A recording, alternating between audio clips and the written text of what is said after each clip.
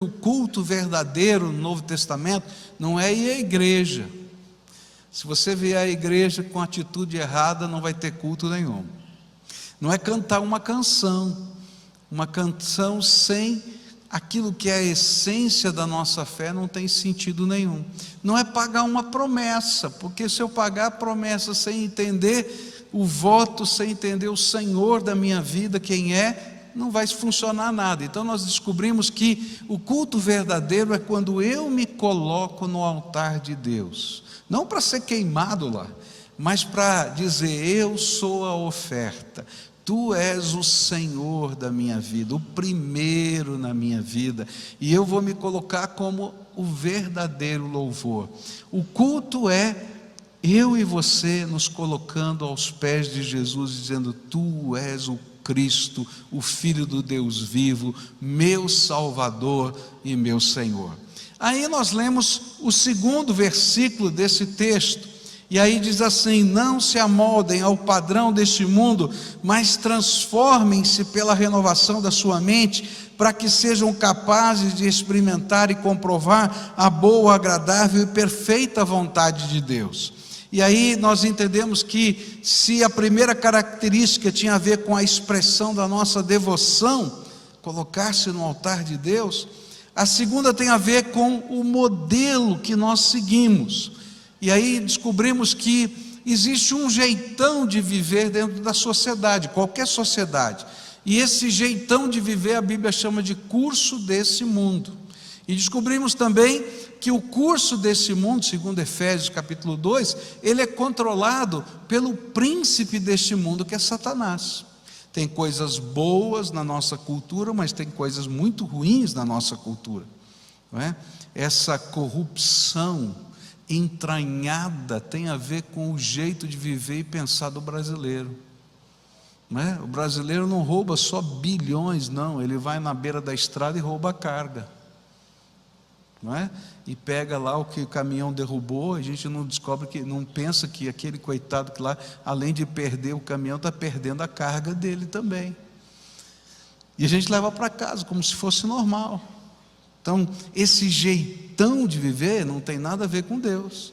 E aí a gente vai ter que aprender que, para seguir a Jesus, a gente vai ter que deixar que Jesus renove a nossa mente, o nosso jeito de pensar. A gente vai ter que colocar a nossa ideologia de vida, a nossa filosofia, o nosso jeitão de viver nas mãos de Jesus e deixar que Ele seja o modelo que eu vou seguir. A palavra de Deus vai ser a minha lição de vida, o meu jeito de interpretar a vida. Mas agora à noite eu queria continuar e pensando no versículo 3 de Romanos 12, que diz assim: por isso, pela graça que me foi dada, digo a todos vocês: ninguém tenha de si mesmo um conceito mais elevado do que deve ter, mas ao contrário, tenha um conceito equilibrado, de acordo com a medida da fé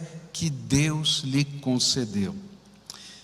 O que vai acontecer quando a gente tem a nossa mente renovada é que nós vamos entender que tudo o que acontece na vida de quem segue a Jesus é pura graça.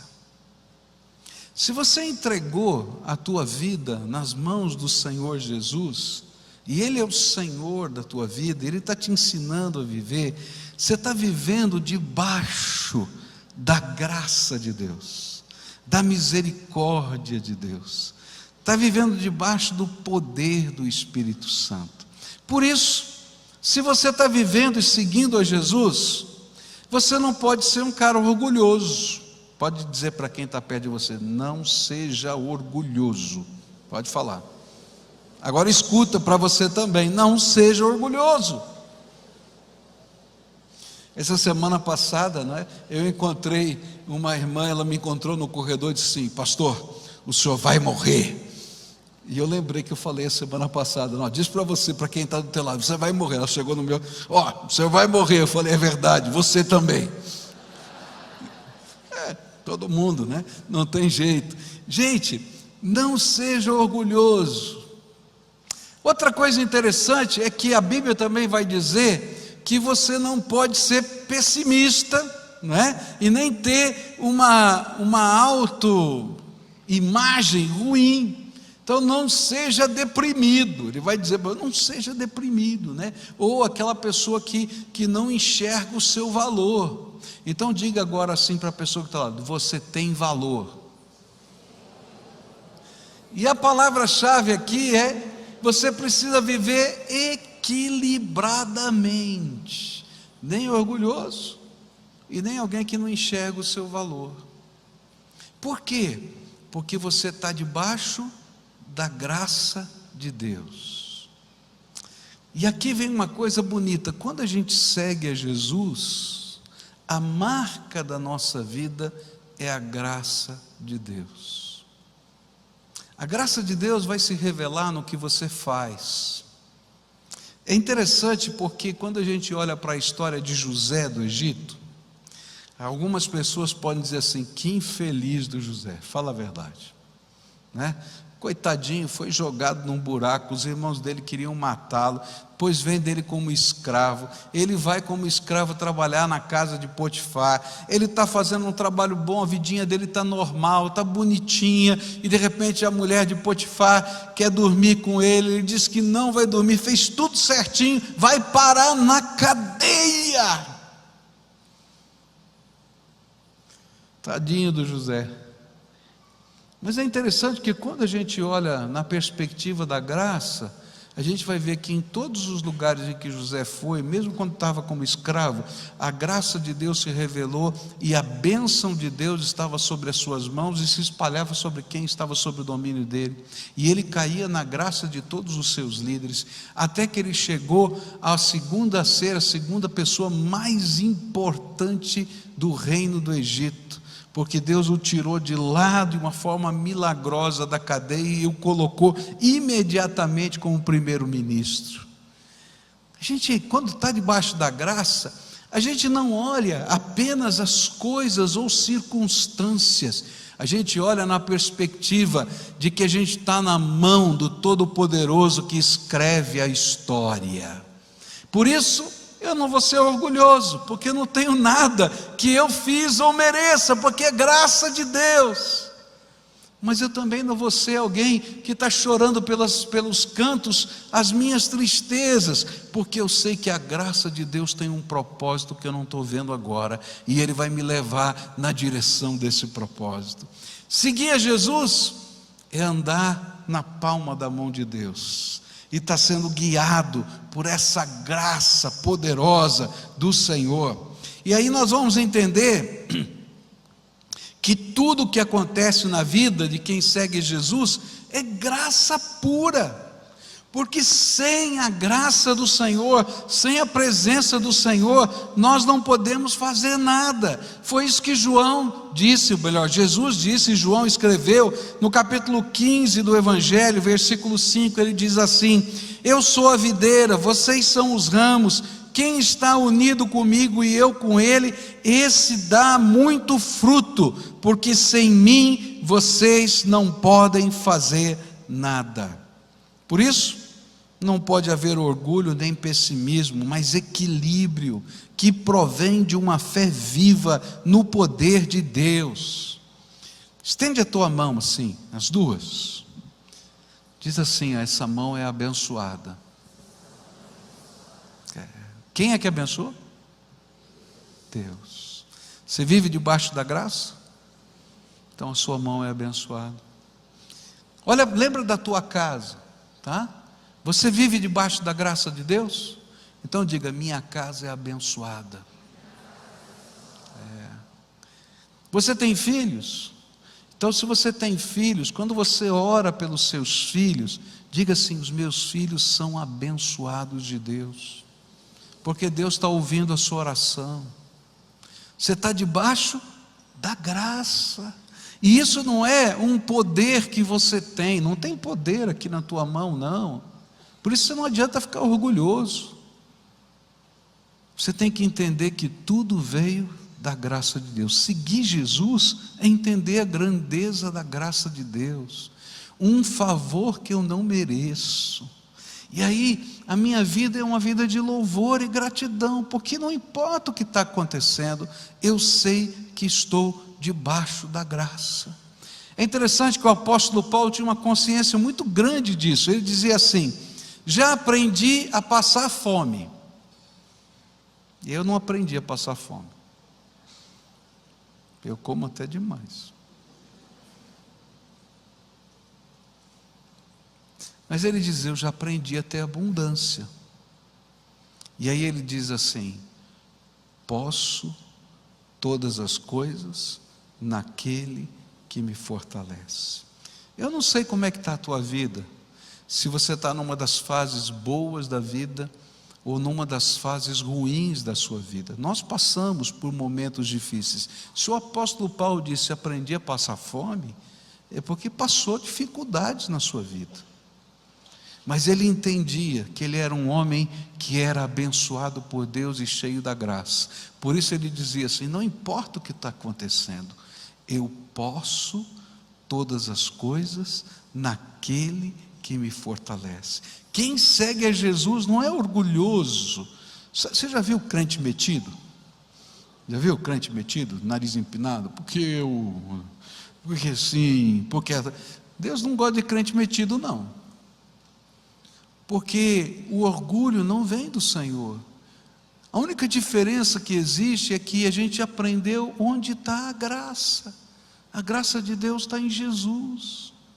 Eu ouvi uma vez um pregador dizer assim: a única diferença entre o perdido e o salvo é que todos são mendigos. Um já descobriu onde tem pão e o outro está procurando. É graça, pura graça. E toda vez que a gente fica orgulhoso, seja da nossa posição social, seja dos nossos recursos, seja da nossa inteligência, ou até da nossa própria postura religiosa, a gente vai ouvir uma palavra de Deus que está em Tiago, capítulo 4. Todavia, da maior graça, portanto diz: Deus resiste aos soberbos, dá, porém, graça aos humildes. Deus faz o que com os soberbos? Resiste. Mas o que Ele faz com o humilde? Dá mais graça. Então estende a tua mão aí e diz: Senhor, derrama mais graça na minha vida. E eu vou andar com Jesus.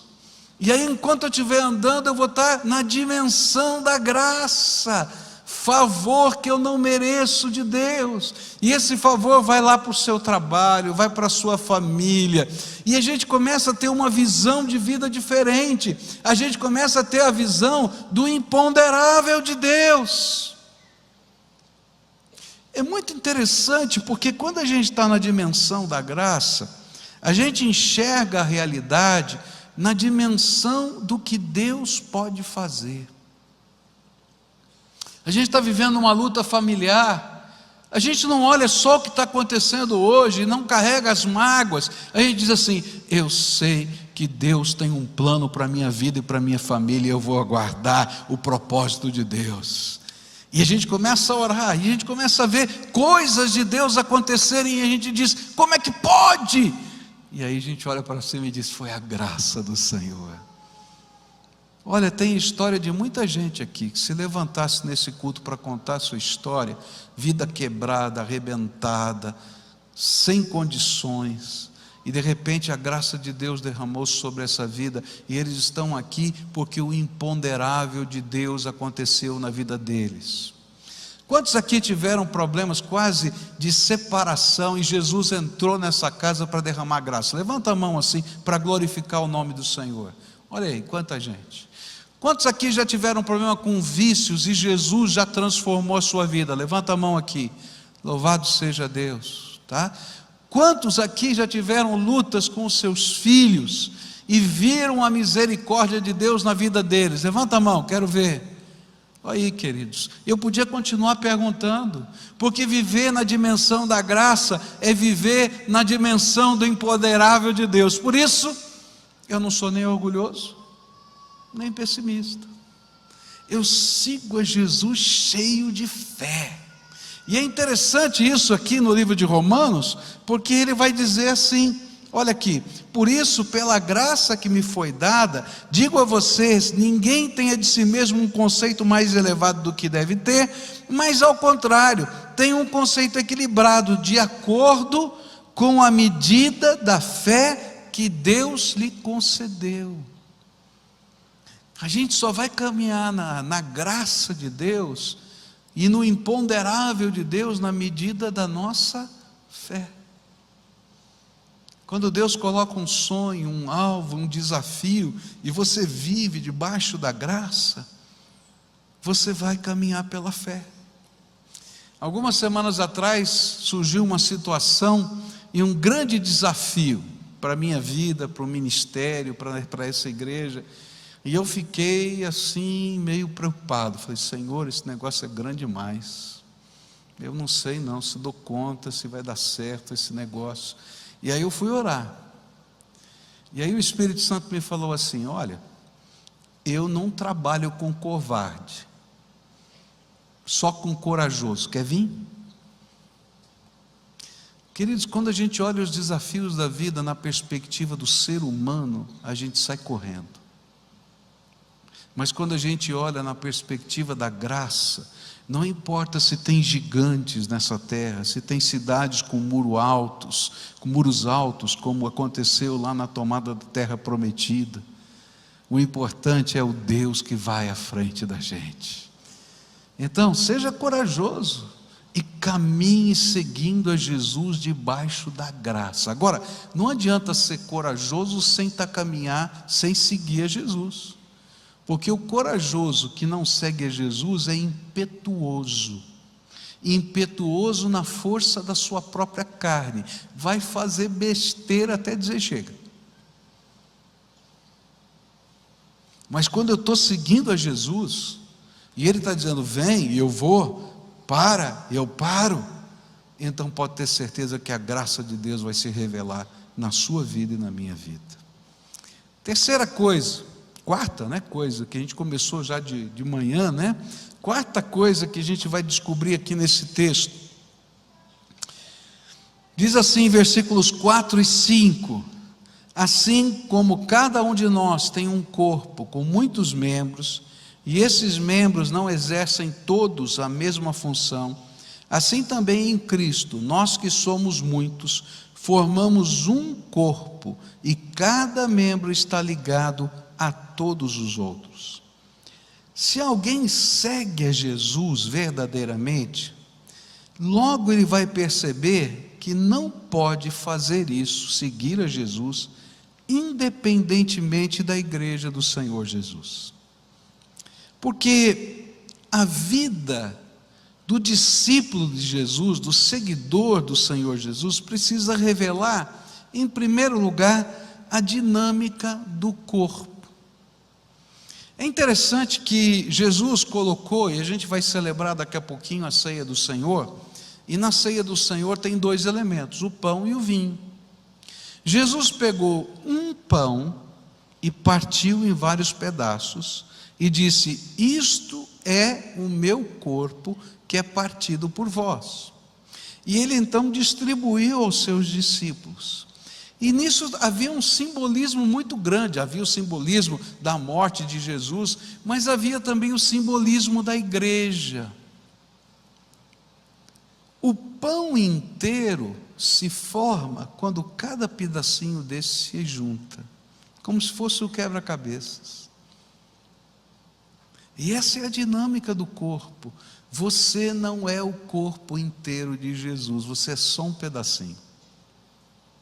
E viver longe do povo de Deus e da igreja do Senhor é como se eu tirasse, por exemplo, um órgão nobre do seu corpo, o coração, por exemplo, tá bom? Tira o coração do seu corpo, o que ele vai fazer? Tiro, coloco aqui nessa mesa, o que vai acontecer com ele? Vai parar, vai morrer.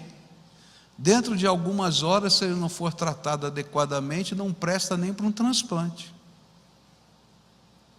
Passou a validade. Vamos pensar na mão, tá certo? Isso aqui é uma bênção, fala a verdade, não é? Agora vamos desencaixar a mão, não dá, corta logo, né? O que vai acontecer com essa mão? Vai morrer. E a Bíblia está dizendo o seguinte: olha, você é parte de um corpo, e nós precisamos uns dos outros para crescer na fé. Tem momentos da nossa vida que a gente está abatido, triste, que não consegue nem orar. Você já viveu momentos assim? E de repente Deus, na sua misericórdia, coloca alguém do lado da gente para dar uma palavra. A gente nem sabe quem é a pessoa, né? A pessoa não sabe o que está acontecendo com a gente, mas porque a gente está inserido nesse corpo vivo, alguma parte do corpo se manifesta na nossa vida para dizer que nós pertencemos a Jesus. A dinâmica do corpo está revelada nos dons e nos talentos e nos ministérios. É interessante porque nesse exemplo que a gente teve hoje da casa que foi construída, não é? Olha que coisa bonita. Muitos de nós não entendemos nada disso, não sabemos fazer nada. Eu sou tão ruim, que se você me der uma régua e um lápis, eu consigo fazer uma linha torta.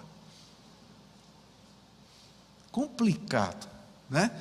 Mas todos nós como corpo levantamos uma oferta e demos na mão de um irmão que é engenheiro, que detém essa tecnologia que foi usada, e ele foi e planejou toda a obra. Esse era o dom dele. E aí convidou voluntários, e esses voluntários foram com as suas habilidades, alguns ruins assim, que furam até a luva, tal, não é? Assim, mas vão lá, não é? Levando a sua paixão, o seu amor, o seu carinho, não é? Levando a sua motivação. Manda um maluco desse lá do lado, só para fazer bagunça, cortar o pão com o serrote e tal, e aquele ambiente gostoso, e de repente na dinâmica do corpo, as coisas de Deus acontecem. Por isso, o Senhor Jesus foi quem inventou a igreja. A igreja não foi uma invenção humana, ela foi invenção do Senhor Jesus, porque é dentro do contexto dessa dinâmica que Deus revela os dons, os talentos, a misericórdia e o poder. Eu costumo dizer que essas paredes não detêm poder, e às vezes as pessoas não entendem isso, mas esse lugar se torna sagrado porque o povo de Deus vem aqui com a sua fé, cheio da graça de Deus, e onde 2 ou 3 pessoas estiverem reunidas na autoridade do nome de Jesus, o Senhor vai se manifestar. Há uma manifestação da graça de Deus que acontece quando eu estou com a porta trancada do meu quarto falando com o Pai, porque Jesus falou que eu podia fazer isso. Mas há algo que não vai acontecer na porta trancada, porque Jesus também falou que quando 2 ou 3 estivessem reunidos, Ele ia derramar algo diferente da sua graça. E nessa comunhão do Espírito, entre pessoas que são tão diferentes, Deus está revelando a sua grandeza outra vez. Por isso não dá para viver seguindo Jesus, sem a gente ter comunhão com o povo de Deus. E a gente não vai aprender apenas a dinâmica do corpo, os dons e ministérios, mas a gente vai entender a unidade desse corpo, porque a Bíblia diz que há um só corpo, e só tem uma cabeça nesse corpo, que é Jesus. Ou seja, esse corpo só tem um propósito: fazer a vontade de Deus. E aí um ajuda o outro a entender que o propósito é fazer a vontade de Deus. Por que você escuta um sermão? Porque quando você está ouvindo a palavra de Deus sendo explicada, você está sendo motivado pelo Espírito a seguir o propósito de Deus na sua vida. Não é verdade isso? E a gente sai com valor, com sentimento, com pensamento. Mas igreja não é só o sermão, é quando eu exerço os dons, quando eu tenho comunhão com os outros, e eu começo a ter propósitos espirituais. E aí a gente vai descobrir que não apenas Deus revela a dinâmica, a unidade desse corpo, mas Ele revela a diversidade desse corpo. Dá uma olhada à sua volta. Tem várias faixas etárias diferentes. tem vários códigos de linguagem diferentes. Se você conversar com um adolescente, você não vai entender algumas palavras que ele diz, algumas gírias, não é? Você não vai entender algumas coisas. E aí você vai ter que perceber que eles são diferentes. Você vai encontrar culturas diferentes. Você vai no culto em inglês, por exemplo, não é?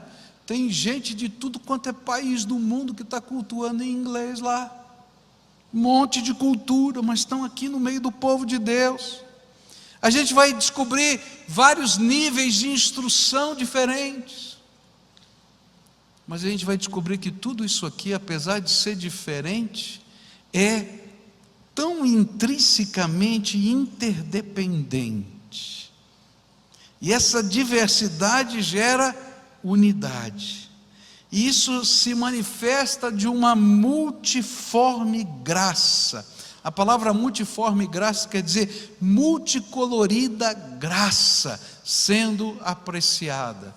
Quando Deus olha para vocês, povo de Deus junto, é como se um pintor, e ele é o pintor, pegasse a sua aquarela, tá? E você fosse uma pincelada desse quadro que ele está pintando. Um tem um tom um pouquinho assim, o outro tem um tom um pouquinho assado, não é? Um tem uma curvinha a mais, outro tem uma curvinha a menos, eu tenho curvinha demais, mas tudo bem, né? Cada um aqui é diferente, mas quando a gente olha o quadro, essa multicolorida graça revela uma beleza tremenda. Então Deus está olhando para todos vocês assim, dizendo: que coisa linda, esse é o meu povo, essa é a minha família, esse é o povo que eu derramei graça, são eles que vão fazer diferença nessa terra, eles são a minha boca, os meus pés, as minhas mãos, eles são os meus filhos amados. Família de Deus. Viver a vida cristã ou tentar seguir a Jesus longe da família de Deus é como um filho que foge de casa. Ele não está bem e toda a família também não está bem, porque está faltando alguém precioso. Por isso não dá para a gente viver a fé e seguir a Jesus sozinho. Tem muitas teorias dizendo: olha, a fé em Jesus é uma coisa privada, pessoal, você pode viver sozinho. Não viva não, querido, você está perdendo a bênção de Deus. Porque quem diz que segue a Jesus, mas não participa do corpo, só revela o seu orgulho e independência. Por que a gente não quer participar do corpo? Porque eu me acho completo, perfeito, sem problema nenhum, tão independente que eu não quero abrir mão da minha independência. Porque, queridos, a gente conviver com pessoas diferentes dá atrito, ou se dá atrito, mas até nesses atritos a graça de Deus se revela, pois o Senhor o fez parte e não todo, e você só pode perceber a amplitude da graça quando você estiver no todo. E mesmo na hora que dá aquele atrito, olha só o que a Bíblia diz em Provérbios, capítulo 27. As pessoas aprendem umas com as outras, assim como o ferro afia o próprio ferro. Mas aquele irmão lá, aquela irmã, não, Deus está colocando. Eu estava numa aula com o Dr. Shed, quando eu estava estudando no seminário, e ele estava falando sobre o amor de Deus e a vida na comunhão, e um dia eu estava muito bravo com uma situação que tinha acontecido, e falei assim: Dr. Shed, mas aquelas pessoas, já viu, né, aquele jeitão assim, aquelas pessoas, né, que são como uma pedra no seu sapato, o que a gente faz com elas? Aí ele deu aquele sorrisinho dele e disse assim: Deus colocou essa pedrinha para testar o seu amor. Eu falei: não dá. Mas é verdade. Quem tem irmão aqui?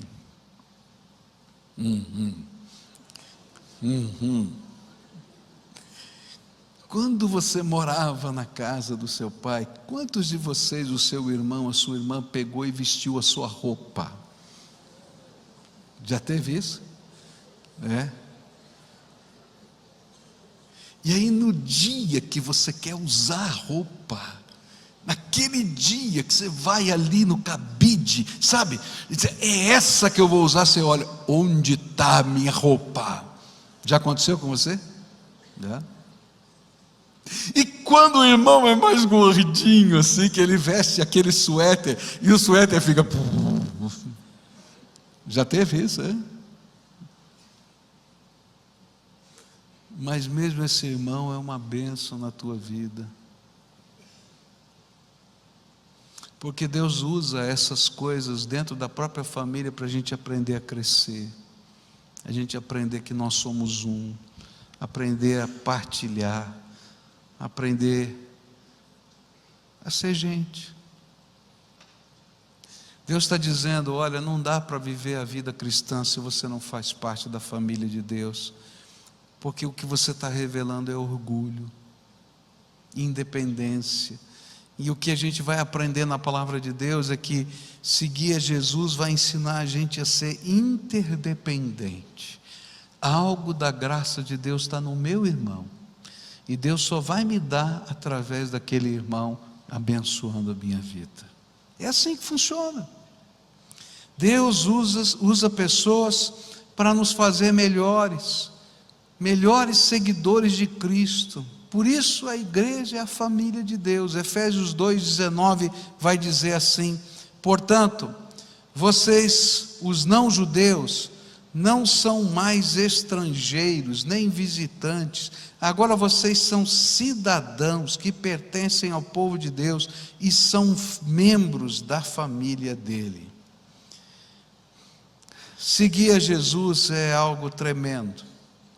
Meu tempo acabou aqui, eu vou parar por aqui, senão tem tanta coisa aqui em Romanos, e a gente vai embora, Eu, quando vou estudando a Bíblia, já vou colocando tudo, então tem mais um montão aqui, mas vai deixar para outro dia, tá?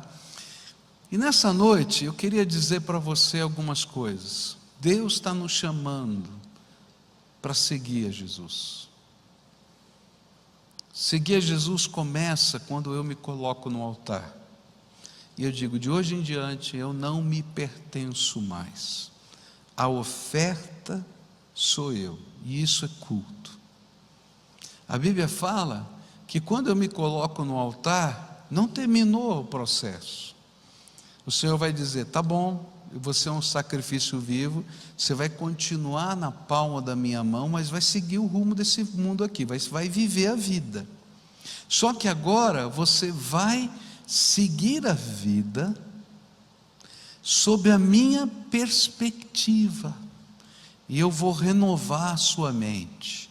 E aí a cada dia o Senhor vai mostrando para a gente os valores que vão se confrontando com a vida, e eu vou fazendo transformações, Ele vai fazendo transformações, mas ao mesmo tempo eu vou transformando o lugar onde eu estou. Mas não para aí. Quando você começar a se sentir orgulhoso, ou você diante das lutas se sentir abatido, Ele diz assim, filho, presta atenção, é graça. É graça.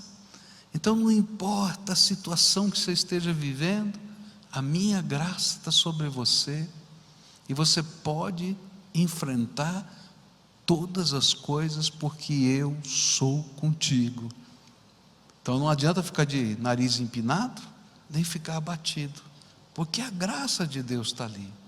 E quando a gente já está marchando, Ele diz assim, olha, você precisa do povo de Deus, se envolva com esse povo, use os seus dons, os seus talentos, e deixe que os dons e os talentos das pessoas toquem a sua vida.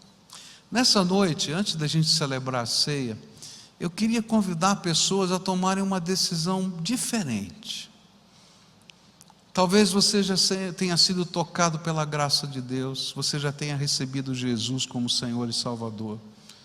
Talvez até durante algum tempo da sua vida, você esteve participando de uma igreja. Mas aí aconteceu muita coisa na tua vida. E quem sabe você foi até ferido por pessoas. E por isso você fez um voto estranho. Não é um voto, uma decisão estranha. Eu vou seguir a Jesus sozinho.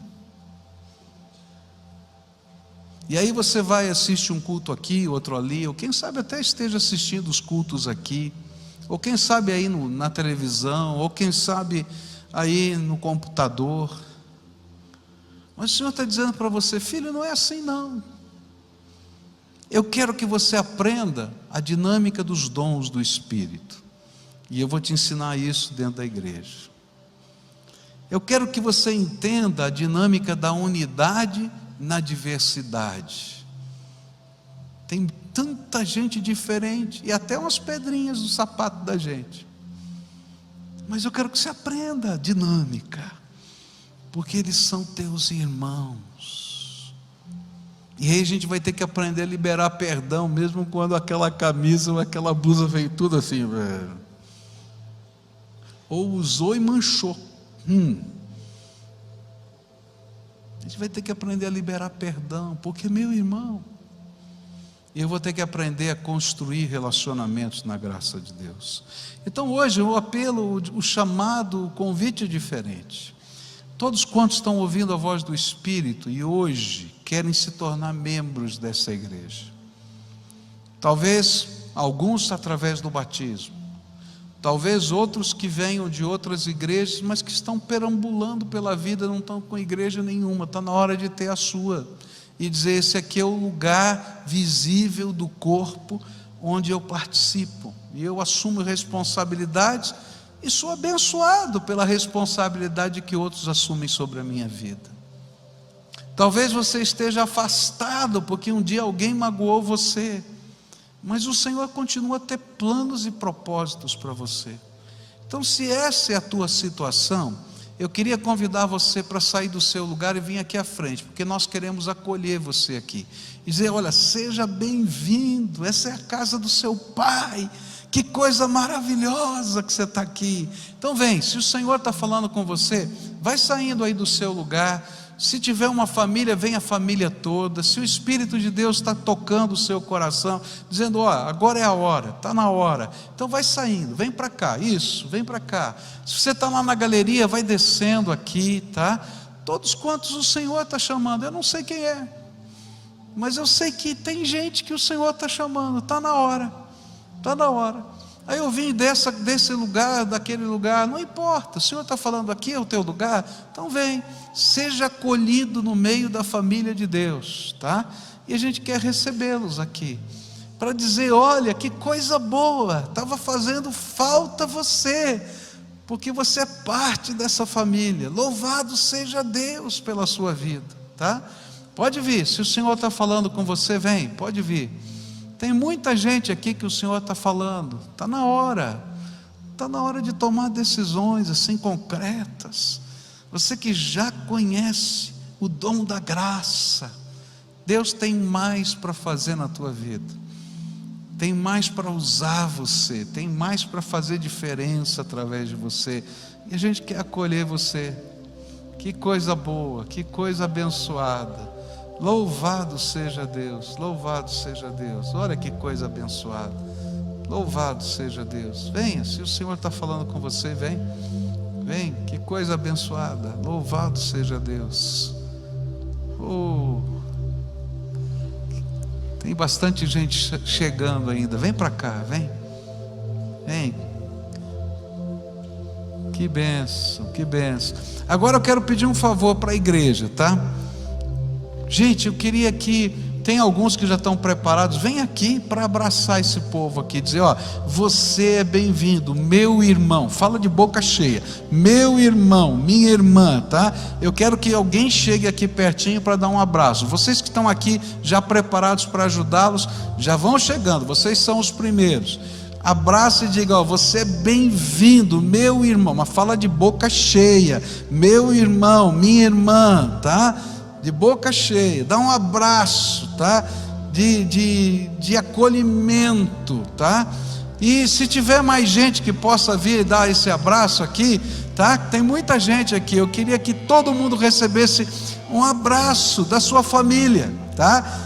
Imagina quando a gente volta para casa, né? Depois, quem sabe a gente está morando longe, a gente volta para casa, a festa que é, a gente recebe aquele abraço gostoso, né? Ó, tem gente que não recebeu abraço. Quem não recebeu? Levanta a mão aqui, ó. Esse lado aqui todinho não recebeu abraço ainda, ó.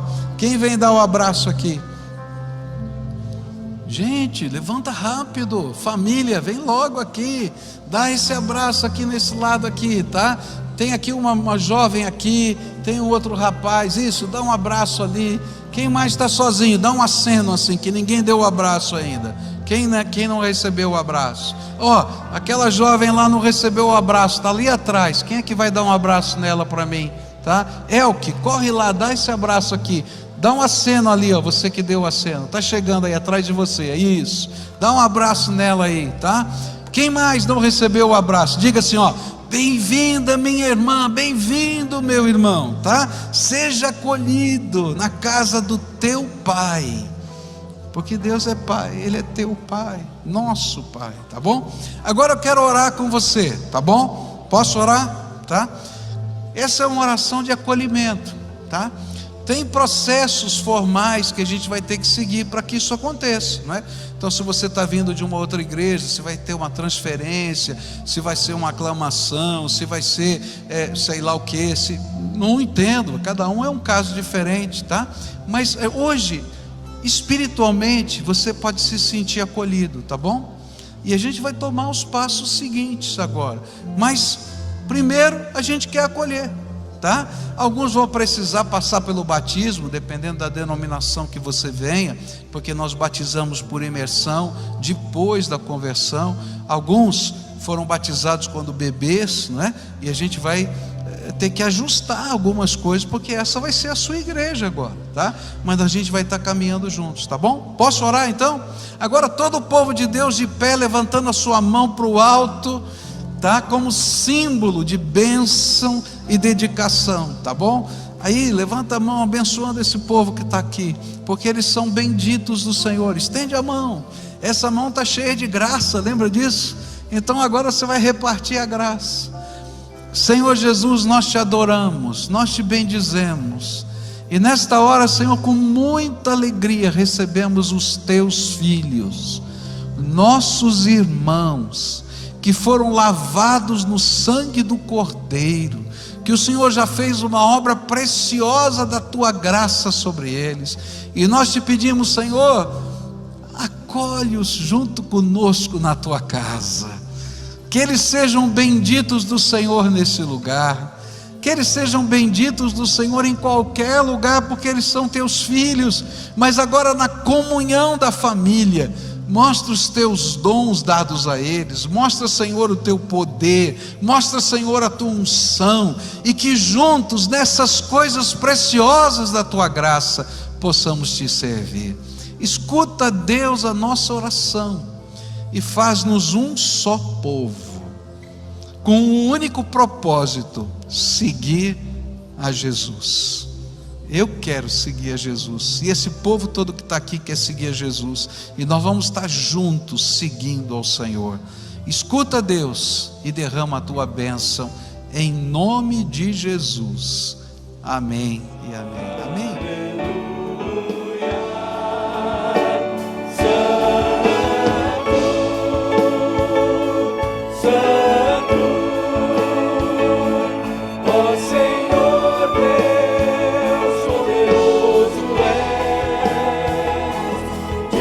Senhor.